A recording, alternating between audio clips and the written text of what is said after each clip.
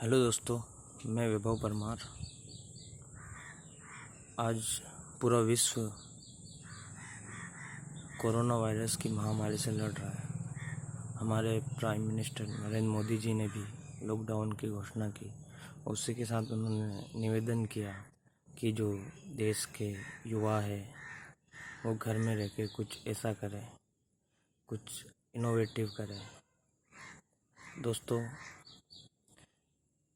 मैं तो कुछ इनोवेटिव कर नहीं सका, लेकिन इस लॉकडाउन में मैंने सोचा कि नरेंद्र मोदी जी के 6 साल के कार्यकाल का थोड़ा सा रिवाइज कर लेता है। तो दोस्तों, नरेंद्र मोदी 2014 में देश के प्रधानमंत्री बने। उन्होंने बहुत से निर्णय देश हित में किए। स्वच्छता अभियान हो, जनधन योजना हो, किसानों के लिए हो। दोस्तों, लेकिन इसके अलावा नरेंद्र मोदी जी एक ऐसी छवि के नेता थे। जब 2014 में आए थे तो एक मजबूत और एक ताकतवर नेता के रूप में उनको प्रोजेक्ट किया गया। दोस्तों, मैंने भी नरेंद्र मोदी जी को 2014 और 2019 में अपना वोट देकर उनके प्रधानमंत्री बनने में सहयोग किया। मोदी जी ने नोटबंदी की।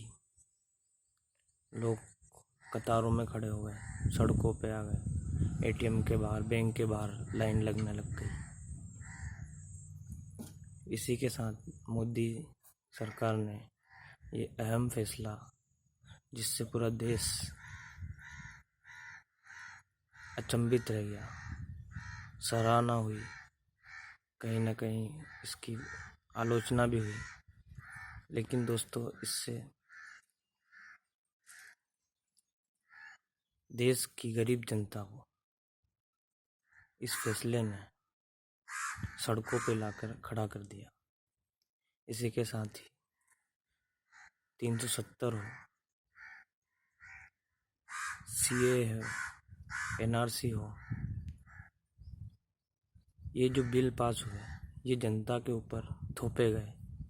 इसमें जनता से कोई विचार विमर्श या कुछ मोदी सरकार ने नहीं किया। दोस्तों, इससे एक ही चीज़ पता चलती है कि एक तानाशाही, जो हमारा नेता है वो एक तानाशाह है और उसको रोड शो करने में, भीड़ जुटाने में बहुत आनंद मिलता है, बहुत खुश होते हैं। दोस्तों, लॉकडाउन भी इसी के मद्देनज़र मोदी जी ने रात में आके 21 दिन का लॉकडाउन कर दिया। न देश की जनता को पहले से बताया गया क्या ये सर्जिकल स्ट्राइक थी, क्या ये नोटबंदी थी, जो जनता से इसके बारे में छुपाया गया, या उसको अचानक आके लॉकडाउन पूरे देश में 130 करोड़ जनता को वहीं के वहीं रहने का, अपने घरों में रहने का आदेश नरेंद्र मोदी सरकार ने कर दिया। दोस्तों, आज जो मजदूर वर्ग है, जो किसान वर्ग है, हर जगह मजदूर कहीं सड़कों पे चल रहा है, कहीं रेल की पटरियों पे चल रहा है, रेल की पटरियों के नीचे आकर अपनी जान गंवा रहा है, सड़कों पे हादसे हो रहे हैं। दोस्तों, क्या नरेंद्र मोदी सरकार ने इन गरीब मजदूरों के बारे में सोचा नहीं था? क्या उनको नहीं पता था कि ये स्थिति इतनी भयानक हो सकती थी? इसी के साथ नरेंद्र मोदी जी के आज तक के जो भी डिसीजन रहे, जो भी बिल पास किए, इस पे बस एक ही टिप्पणी करना चाहूँगा। नरेंद्र मोदी जी वह स्टूडेंट है जो एग्ज़ाम भी खुद देते हैं, एग्ज़ाम की डेट भी खुद डिक्लेयर करते हैं, लेकिन दोस्तों वो हमेशा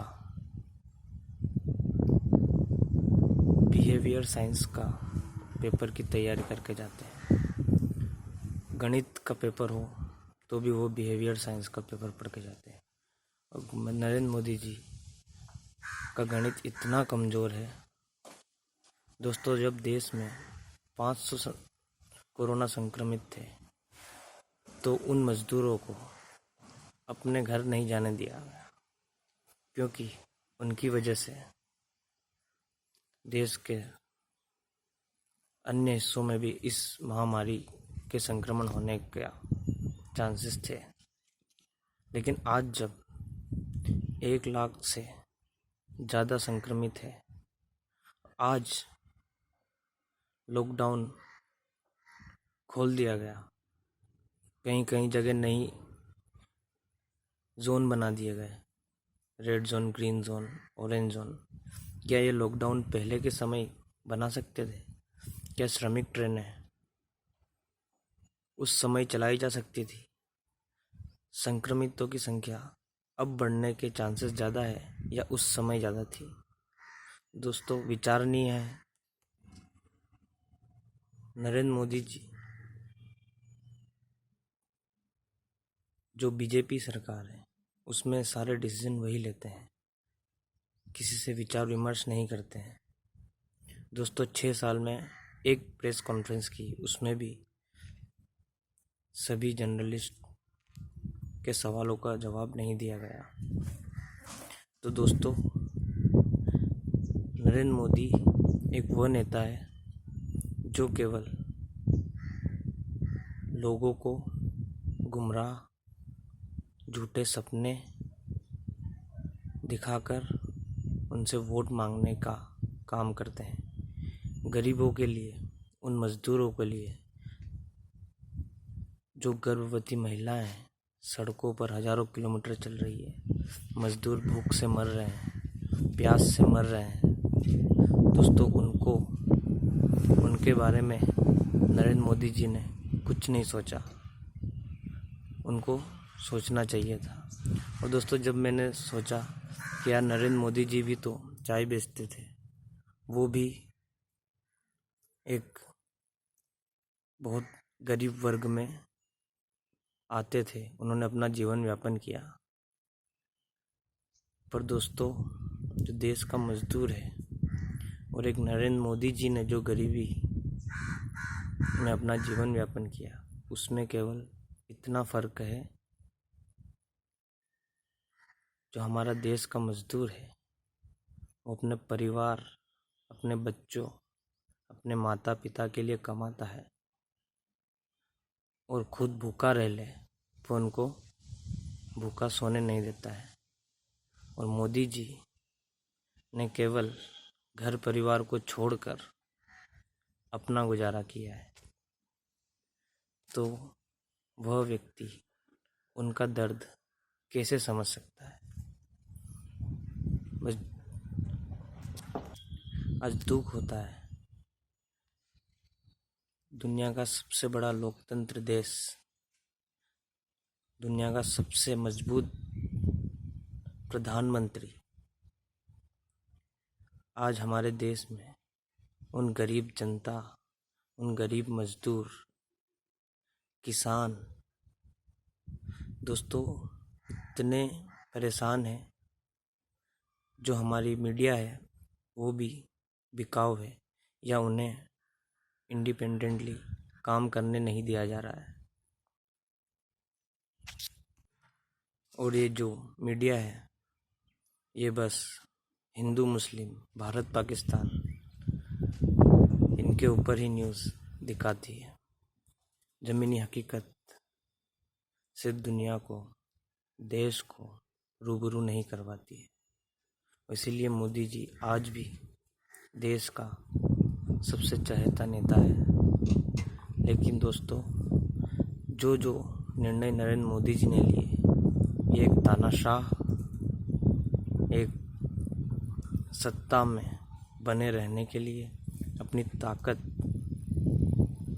दिखाने के लिए सब कदम उठाता है। दोस्तों, हम एक बार विचार विमर्श हमें ज़रूर करना चाहिए। क्या जो नरेंद्र मोदी जी ने लॉकडाउन का निर्णय लिया, क्या पूर्णतः सही था? क्या उन गरीब लोगों को पहले अपने घरों पर जाने के लिए श्रमिक ट्रेनें या कुछ अन्य बसों से या राज्य सरकारों से विचार विमर्श करके उनको अपने घरों पर नहीं जाने दिया जाना चाहिए था? दोस्तों, विचार नहीं है। और आज तो वो मजदूर जैसे तैसे अपने घर पहुंच रहा है और पहुंचेगा। क्या नरेंद्र मोदी जी के पास उनके घर पहुंचने के बाद आज से 1 महीने 2 महीने के बाद उन मजदूरों के लिए कोई प्लान है? कितनी भयंकर स्थिति हो जाएगी जब देश का सबसे कमज़ोर वर्ग भूखमरी से मरेगा। और दोस्तों, रही बात कोरोना की, मोदी सरकार पूरी तरह न अर्थव्यवस्था संभाल पाई, न कोरोना की बढ़ती हुई संख्या रोक पाई, और न अब मोदी सरकार खुद को ये समझ आ रहा है कि स्थिति अब इतनी बेकाबू हो गई है। पहले बोला गया जहाँ है तो जहान है, लेकिन दोस्तों अब बोल रहे हैं कि जीने के लिए भी कुछ करना पड़ेगा। तो क्या ये इनको पहले समझ में नहीं आई थी? क्या ये पहले सोच नहीं सकते थे? दोस्तों, कुछ पंक्तियाँ मैंने लिखी है, वो आपको सुनाता हूँ।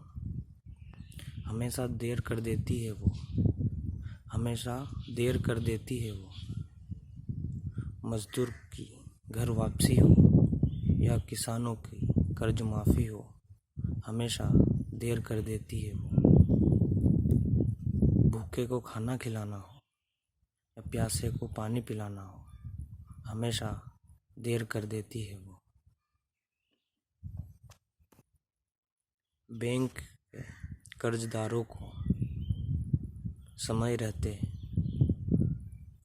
पकड़ लेना हो या बैंक के डूब जाने से पहले उनको संभाल लेना हो, हमेशा देर कर देती है वो। चुनाव आते आते किसको वोट देना है, शायद देर कर देते हैं हम, इसीलिए देर कर देती है वो। जय हिंद, जय भारत।